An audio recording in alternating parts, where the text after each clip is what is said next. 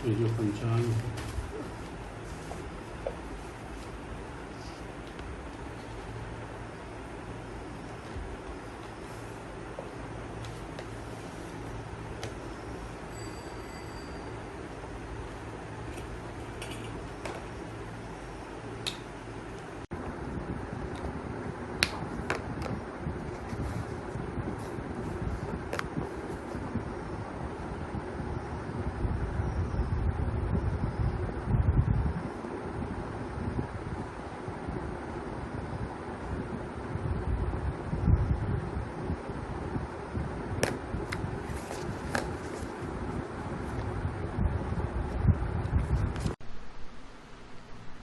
जी सूतक कब से लग रहा है, क्या उसके प्रिकॉशंस होंगे, कब से कब तक है, कहाँ लगेगा, किस तरह से? चंद्र ग्रहण में सूतक 9 घंटे पहले लगता है जब स्पर्श होता है ग्रहण का।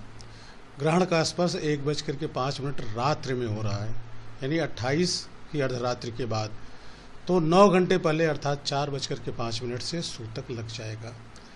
इस बार सूतक में एक समस्या आ रही है कि शरद पूर्णिमा में जो लोग खीर बनाते हैं अमृत पान के लिए, उसमें सूतक के कारण उसके बनाने में और उसके संरक्षण में और ग्रहण के नीचे रखने में दिक्कतें महसूस हो रही हैं। कुछ लोगों ने तो इसका त्याग कर दिया है क्योंकि यह एक आयुर्वेदिक औषधीय परंपरा है, इससे पूजा से मतलब नहीं है। फिर भी जो लोग खीर बना रहे हैं वो उसमें कुश या तुलसी का पत्र डाल करके उसको संरक्षित कर सकते हैं और बना सकते हैं। और बेहतर होगा कि वो 1 बजे रात्रि 1:05 के पहले उसको हटा लें, क्योंकि वो प्रत्यक्ष ग्रहण के प्रभाव में न रहे। जैसा कि मैंने अभी बताया कि ये वर्ष का जो चंद्र ग्रहण है, ये भारत में इकलौता ग्रहण है इस वर्ष का जो दिखाई पड़ेगा। इसके पहले 3 ग्रहण लग चुके हैं, 2 सूर्य ग्रहण और 1 चंद्र ग्रहण, जो कि भारत में न दिखाई पड़े थे, न उनका कोई सूतक की गणना थी, न उनका कोई प्रभाव था। यह ग्रहण थोड़ा सा अपने आप में एक अलग महत्व रखता है, क्योंकि यह मेष राशि में, जहाँ राहु मेष राशि को छोड़ने वाला है, यानी राहु के कारण जो गुरचंडाल योग था वो खत्म होने वाला है, उस समय यह लग रहा है। 30 साल के बाद शरद पूर्णिमा को पर यह ग्रहण लग रहा है। राशियों पर इसका बहुत प्रभाव पड़ेगा, केवल ग्रहण का ही नहीं। ग्रहण तो राहु केतु कारण लगता ही है, राहु और केतु अपनी राशि भी छोड़ रहे हैं ठीक सवेरे अगले दिन, यानी वो अभी तक मेष और तुला में थे, अब वो कन्या और मीन में चले जाएंगे। इसलिए ज्योतिषियों के लिए बड़ी गणनाएं करनी पड़ रही हैं।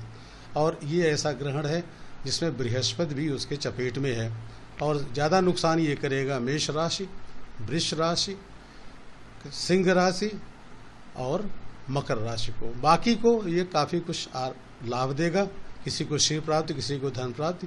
हाँ, तुला के लिए भी ये थोड़ा सा पत्नी को उसके कष्ट दे सकता है। प्रिकॉशन के लिए देखिए, हर समय ये बताया जाता है कि सूतक के बाद और ग्रहण तक आप खाना न खाएं। सूतक के बाद और ग्रहण तक आप कोई मूर्ति आदि को न छुएं।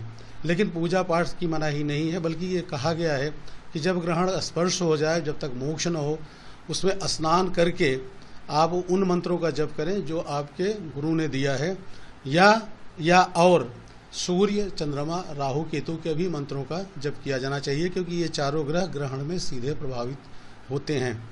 इस बीच कोई तेज धार वाला हथियार नहीं छूना चाहिए, और कोई भी मनोरंजन का कार्य, यहाँ तक कि पति पत्नी के जो बीच जो कृत्य होते हैं वो नहीं करना चाहिए। जागरण करना चाहिए, भोजन नहीं करना चाहिए, जल नहीं पीना चाहिए। सूतक के साथ ही केवल जो गर्भस्थ शिशु वाली महिलाएं हैं, या बालक हैं, या वृद्ध हैं, या रोगी हैं, उनको छूट दी गई है। तो इसमें जो आपने भी बचत के लिए बात की, राहु के लिए लोग नारियल और थोड़ा सा अनाज और कुछ पुराने कपड़े बाहर निकाल देते हैं, जो सवेरे किसी गरीब को, डोम आदि को वो दान कर दिया जाता है या नदी में प्रवाहित किया जाता है। ये सब कृत्य इस समय किए जाने चाहिए। सूर्य ग्रहण के समय, यद्यपि दिन में सूर्य ग्रहण जब लगता है तभी प्रभावी होता है, फिर भी अगर दिन में लगा हुआ है तो अलग अलग जनपदों में, अलग अलग क्षेत्रों में उसका समय अलग होता है। परंतु चंद्रमा जब दिखाई पड़ता है तो पूरा ग्रहण लगता है। पूरे भारत में एक ही समय पूरा ग्रहण लग रहा है, वह है 1:05 रात्रि में, और ये खत्म होगा 2:24 रात्रि में। इसी समय पूर्णिमा भी खत्म हो जाएगी। इसका जो मध्य होगा वो 1:44 पर होगा।